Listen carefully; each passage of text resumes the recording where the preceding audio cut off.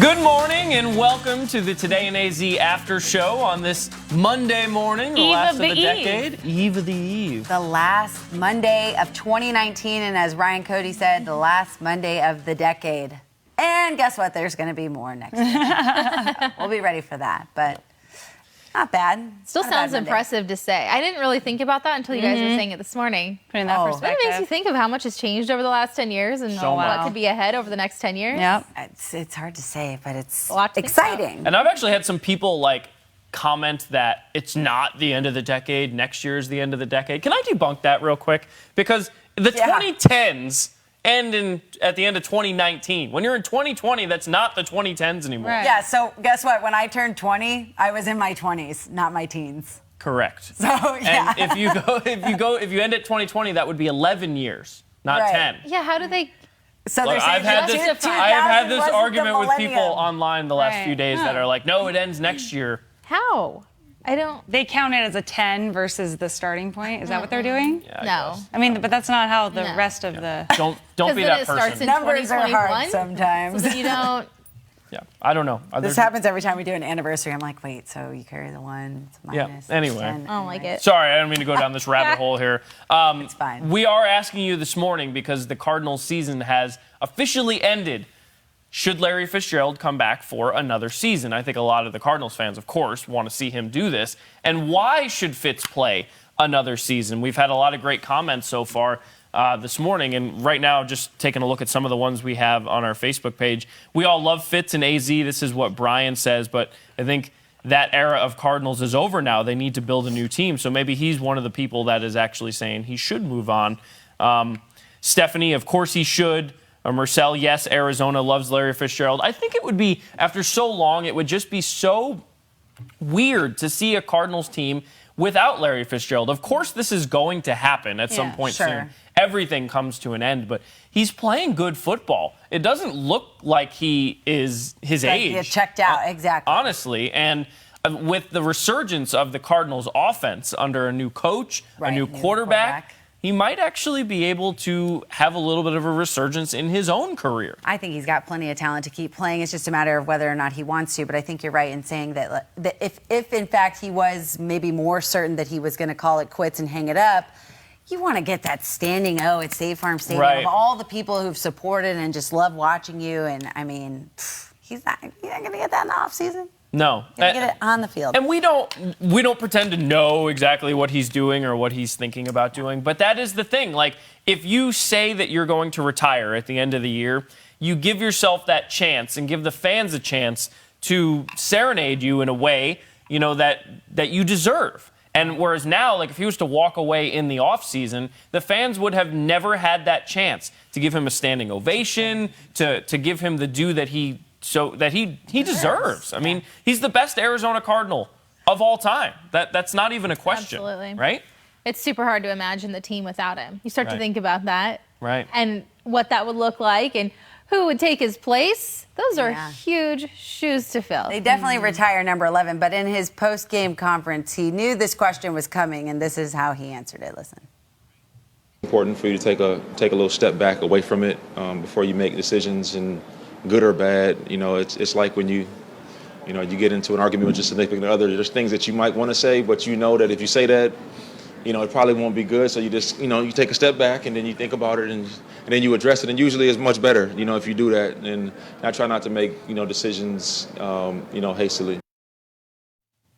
So really no finite answer there, which, you have to expect. He's going to give himself some time to think about it, which is the right thing to do. He does that every year because he gets that question and asked inevitably after the last game of every season for the last few seasons. And I think at every press conference as well. And he's rehearsed what he's going to say. And I don't know. I know he wants to take a step back, and he should. I mean, everybody deserves that in their career. They deserve a chance to think about things. I just hope, as a huge fan of his, that he comes back and lets everybody know that, hey, this is it. And it has a little bit of a farewell tour in a way. We've seen this with a lot of players in baseball of late, where they will announce their retirement before the season starts, and then every time they go on the road, it gives the opposing fans a way to say, like, hey, I know we've cheered against you for years and years and years, but like, you deserve the respect here. And they give him gifts, and they get a standing ovation everywhere they go. I don't know if he's interested in that. You know, if it's a situation where he's just too humble to handle that, but especially at State Farm Stadium, he just deserves the time that for the fans to say goodbye. Yeah. Well, and then you got to wonder too. I mean, he'll probably carry on all of his traditional annual events that he hosts, and the women's camp that he does, ladies with Larry Fitz football camp that we all love. We're like, okay, can I cover that, please? Just because it's so great. And then he obviously has his baseball tournament every now and again, and so it's like you wonder if that stuff will keep up, and then people will get a chance to pay their respects that way for all the great stuff he's done. It's going to be bittersweet no matter when it happens, right? Yeah, or will he end up as a commentator on a national sports show? I mean, people are obviously going to be knocking down his door. Will he be coaching with the Cardinals or another team? I mean, I think bottom line, like, everybody wants to see him get a ring as well. That's the number one thing we want. So it'd be great to see him come back for another year and have a shot at that. And you would hate to see it end like this with a 5-win season. Yeah, it was kind of rough. But it's not all on him. I mean, he's obviously doing his best, and he had 75 catches this year, so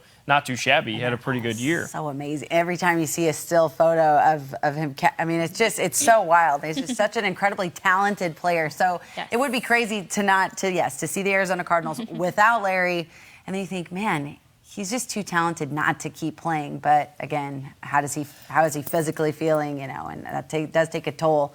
No matter, I don't care what position you play, you're getting hit by somebody every single play. Yeah, it's tough.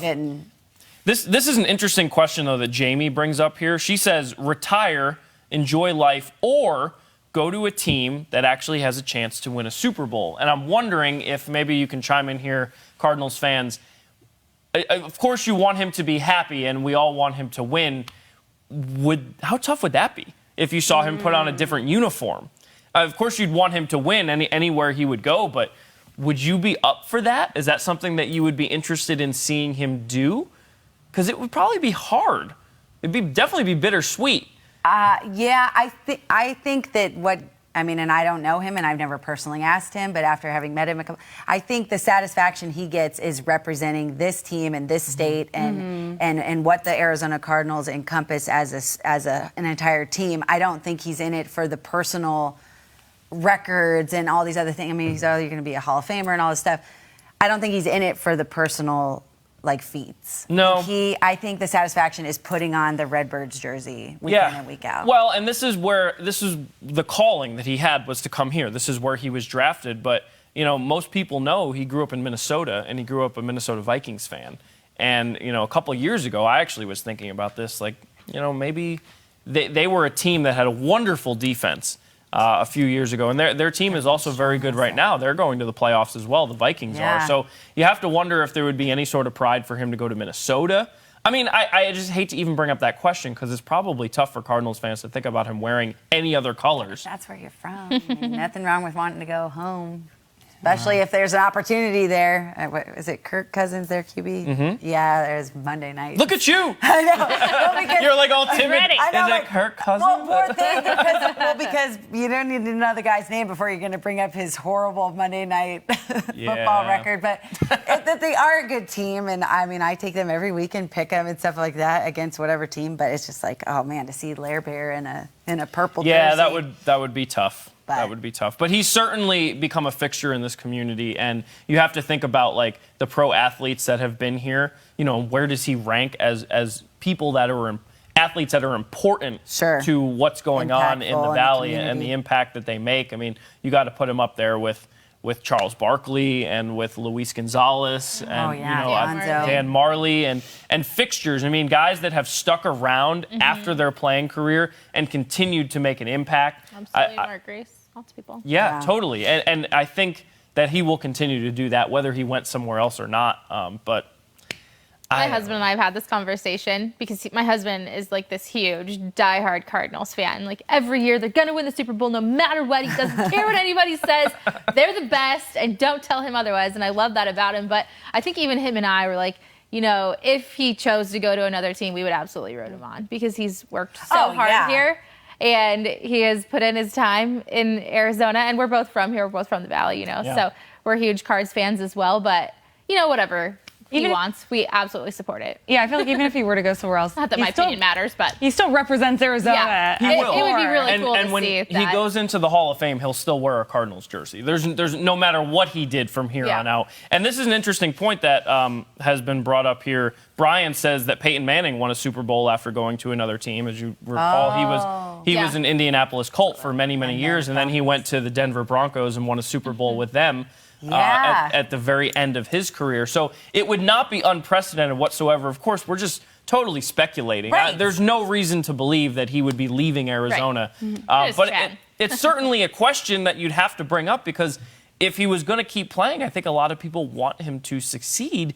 Yeah, and at this point, the Cardinals just won 5 games. Right. It would not, major improvement for the Arizona Cardinals next year might still not include the playoffs. It's just the way it is. Well, you're right. That's a valid point. So, I think you're right. Man, Peyton Manning, I didn't even think about that. Yeah, Peyton Manning. Others have done this as well over the years. There have been several examples. There's a lot of talk about Tom Brady going to another team next year. Really? His contract is up in New England at the end of the season.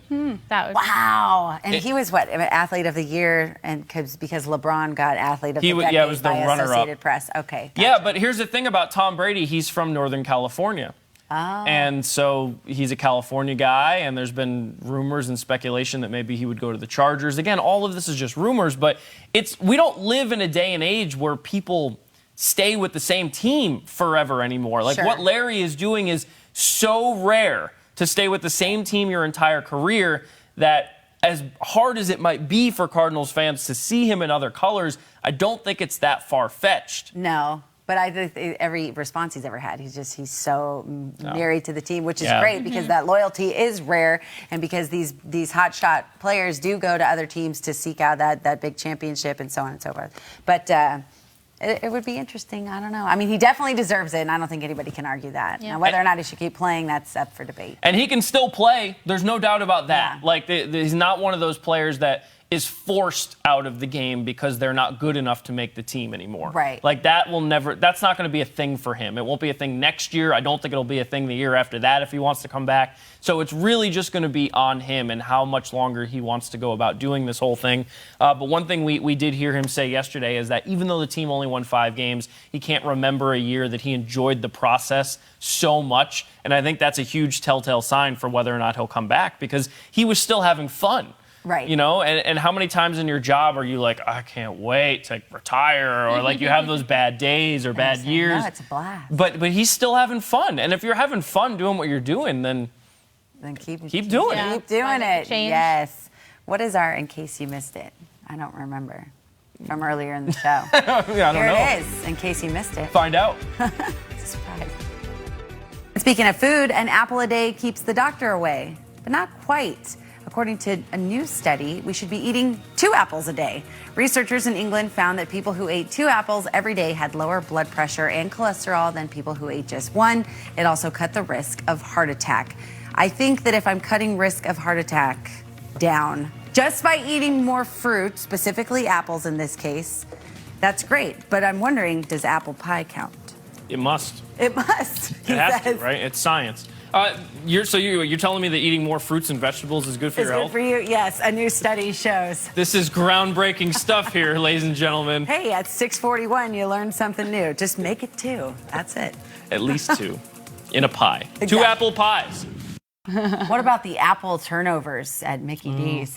What about chocolate-covered apples? What about caramel apples? Those are so good. It all counts. You said it, right? 2 apples. 2 apples, yeah. A new English study. So you're not going to eat them unless they're, covered in something. Yeah. Amazing. So that's how you get to eat them, right? That's Or true. Honeycrisp. Those are Oh, the Honeycrisp my absolute apples. favorite. But they're so Organic big. Like Honeycrisp. that's a meal. Some of those apples, it's like, oh, it's $2 a pound or $1.99 a pound. The ding thing is it's $5. I have one in my bag for So today. good. Honeycrisp, big one. On sale. Fries, I think Fries had them on Looks sale. like a grapefruit. Yeah. Now, my stepmom makes all these great things around the holidays and packages them really nice.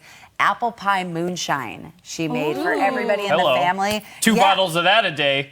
Well, so yesterday I posted a photo of breakfast, and that was it. I had the big rock ice because I got a bunch of ice molds for Christmas in my stocking. Fun. And nice new whiskey glasses, but in this case, obviously, the apple pie moonshine, which doesn't taste like it has any booze in it at all. that's Can you imagine dangerous. that? But yeah, one glass of that with slice of toast. It was very good. So anyway, Yummy. It's good breakfast. and it's healthy for you because it's apples. I mean, Right. They're off the tree. it's the main ingredient, right? According to the English, Right, exactly. it is good for you. I like that about, more fruits and vegetables in your new year. A lot of memes going around on social media, too, are like, okay, you're going to join the gym and you're going to make more money and you're going to eat better.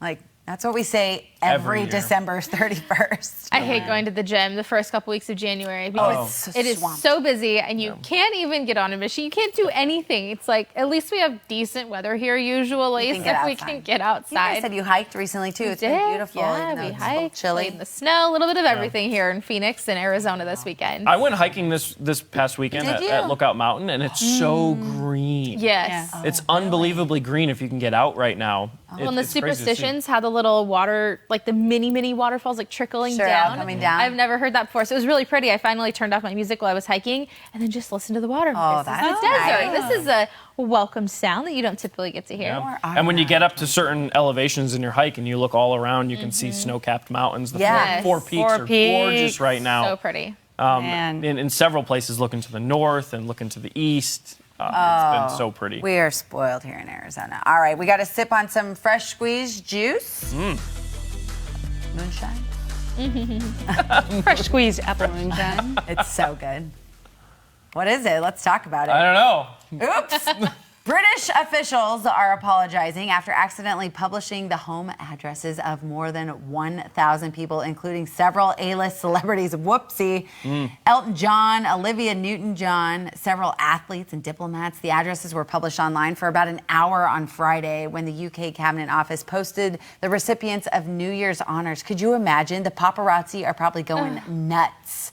Like, I'm going to sell all these photos of these people. The accident now currently under investigation. Yeah, like, how do you do that? That's no good. Yeah, That's a pretty big error.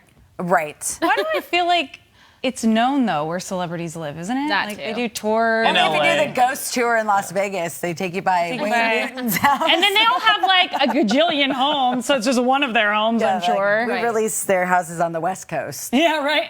East Coast houses are just fine. I mean, do they do celebrity tours in the UK like they do in LA? I guess I'm just Probably. assuming. Maybe.